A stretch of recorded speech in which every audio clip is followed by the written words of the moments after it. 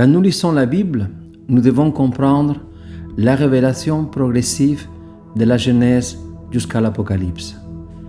Dans cette révélation de Dieu, nous retrouvons aussi des paradigmes ou des modèles prophétiques qui vont apparaître, voire se répéter tout au long de l'histoire biblique et aussi dans l'histoire de l'humanité. Regardons un exemple. Le psaume 90, verset 4. « Car 1000 ans sont à tes yeux comme la journée d'hier. Elles passent comme le quart de la nuit. » Aussi, dans 2 Pierre, chapitre 3, le verset 8, « Mais s'il y a une chose, bien-aimée, que vous ne devez pas oublier, c'est qu'aux yeux du Seigneur, un jour est comme 1000 ans, et 1000 ans sont comme un jour. » Ce paradigme nous permet d'établir un parallélisme entre les jours de la création dans la Genèse et la fin du 6e millénaire dans lequel nous sommes aujourd'hui, selon le calendrier de Dieu, les généalogies et les sages des hommes dans la Bible. Nous arrivons à la fin du 6e millénaire et il est normal de penser qu'après le 6e millénaire, il y aura un septième millénaire de repos, où le Seigneur établira le royaume des cieux sur terre pendant 1000 ans. C'est ça que la Bible nous enseigne.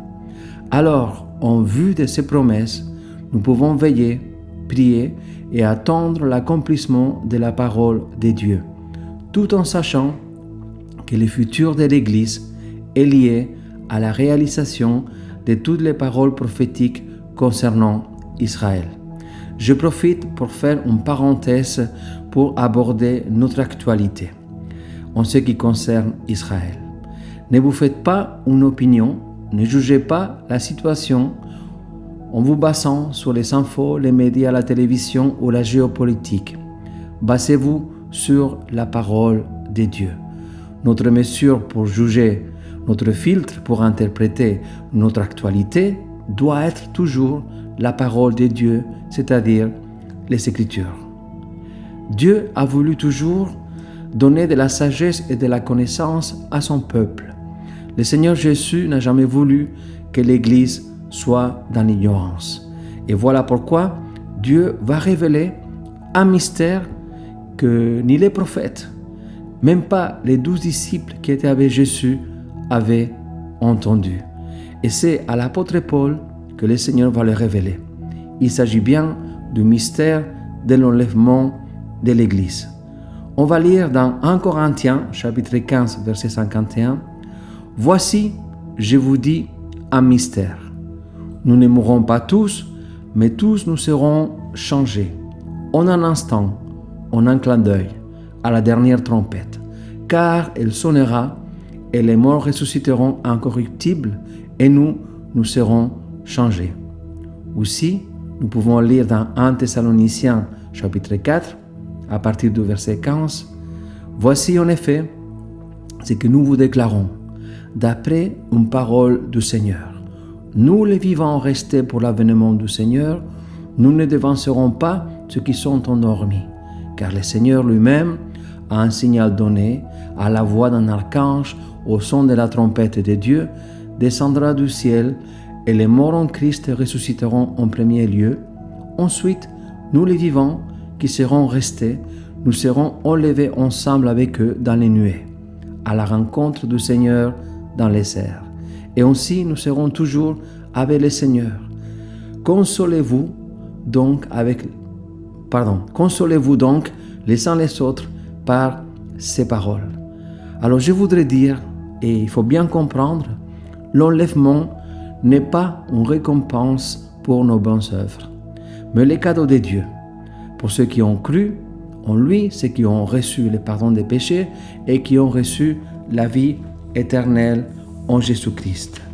Alors, en tant qu'Église, nous devons être attentifs à cet enseignement, à ces mystères.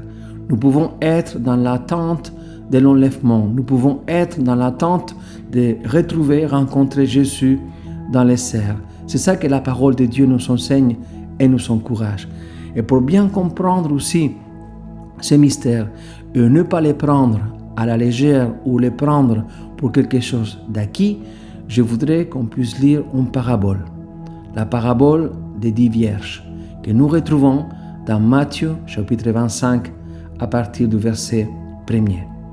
Il est écrit, et c'est les paroles de Jésus, « Alors, le royaume des cieux sera semblable à 10 vierges qui prirent leur lampe pour aller à la rencontre de l'époux. 5 d'entre elles étaient folles et 5 sages. Les folles, en prenant leur lampe, ne prirent pas d'huile avec elles, mais les sages prirent avec leur lampe de l'huile dans des vases. Comme l'époux tardait, toutes s'assoupirent et s'endormirent. Au milieu de la nuit, il y a eu un cri. « Voici l'époux, sortez à sa rencontre !» Alors tous ces vierges se levèrent et préparèrent leurs lampes. Les folles dirent aux sages, « Donnez-nous de votre huile, car nos lampes s'éteignent. » Les sages répondirent, « Non, il n'y aura pas assez pour nous et pour vous. Allez plutôt chez ceux qui en vendent et achetez-en pour vous. » Pendant qu'elles allaient en acheter, l'époux arriva. Celles qui étaient prêtes entrèrent avec lui au festin des noces, et la porte fut fermée. Plus tard, les autres vierges arrivèrent aussi et dirent, « Seigneur, Seigneur, ouvre-nous. » Mais il répondit, « En vérité, je vous l'ai dit, je ne vous connais pas. » Cette image que Jésus utilise, évidemment, est une image très orientale qui correspondait parfaitement à son époque.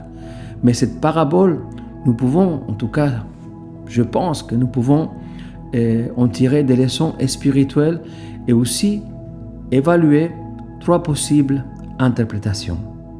Interprétation A, si vous voulez, ça peut être qu'une partie des vierges, c'est l'Église, et une autre partie, c'est Israël.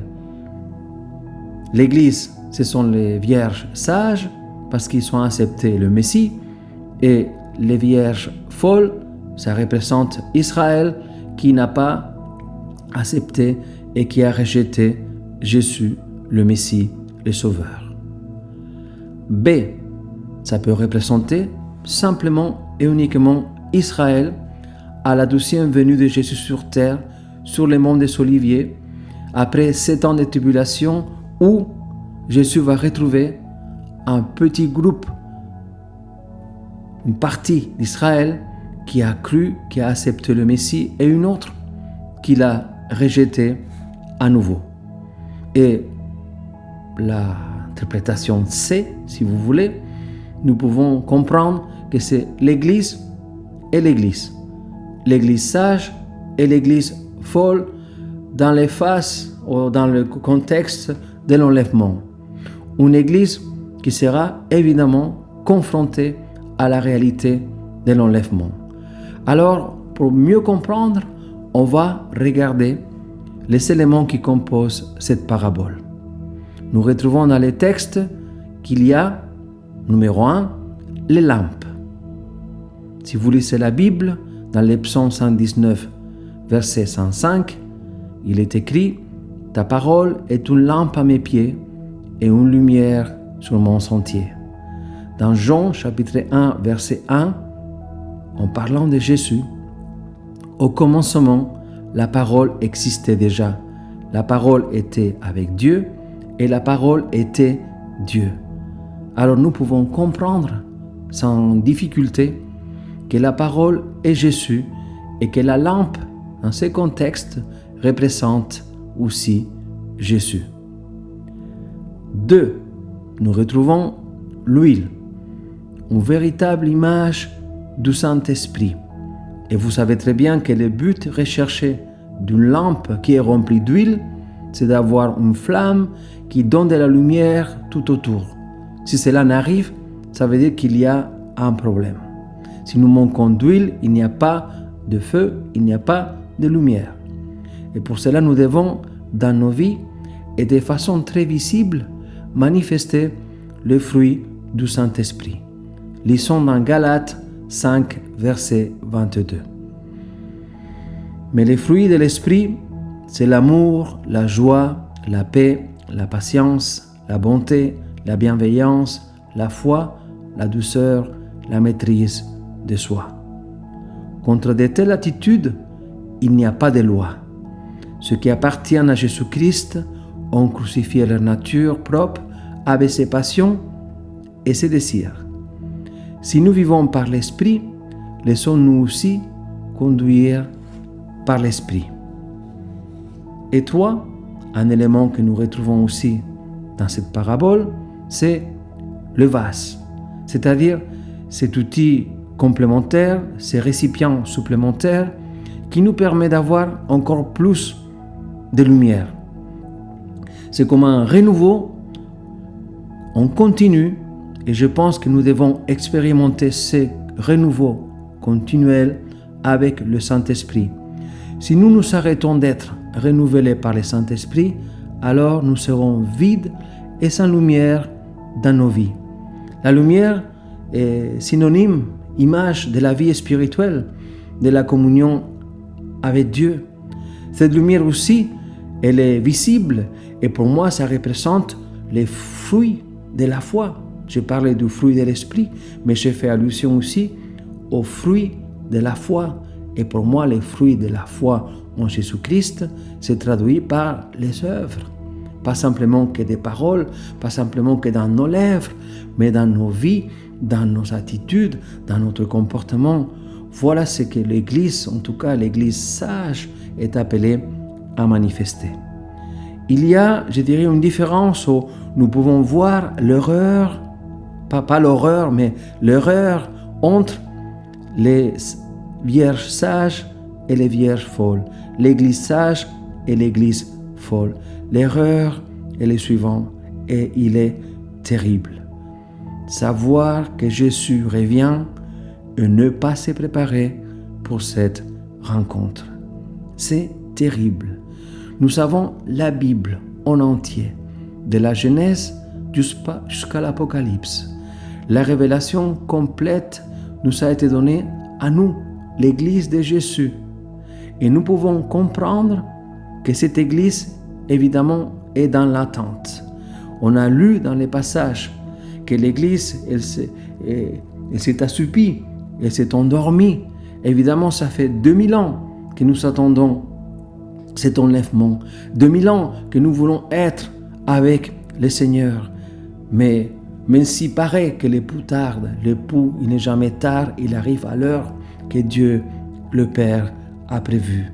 Alors, si ce message peut nous encourager à être attentifs, à être sages, à être sensibles à cet enlèvement que Dieu prépare pour l'Église, je crois que ça vaut la peine de nous encourager, comme Paul, il a bien dit que nous devons nous encourager par ces paroles, par ces mystères révélés à l'Église. Ne pas croire, ça veut dire ne pas vivre comme Jésus veut que nous vivions, ne pas porter du fruit, ne pas manifester le fruit du Saint-Esprit. Voilà la folie que l'Église peut manifester aujourd'hui, c'est-à-dire de s'endormir, de s'assoupir, de perdre l'envie de continuer à servir le Seigneur. Faisons justement le contraire. Voilà pour moi ce qui représente l'Église sage. Et l'Église sage est une Église qui vit en accord en prière que Jésus nous a enseigné dans Matthieu 6, le Notre Père. L'Église sage vit pleinement le Notre Père. C'est une Église qui cherche son royaume, qui cherche sa volonté, qui cherche son nom. C'est une Église qui a une confiance totale en Dieu. C'est une Église qui pratique le pardon. C'est une Église qui combat le péché et les ténèbres. C'est une Église qui reconnaît son royaume, qui attend ardemment le royaume de Dieu.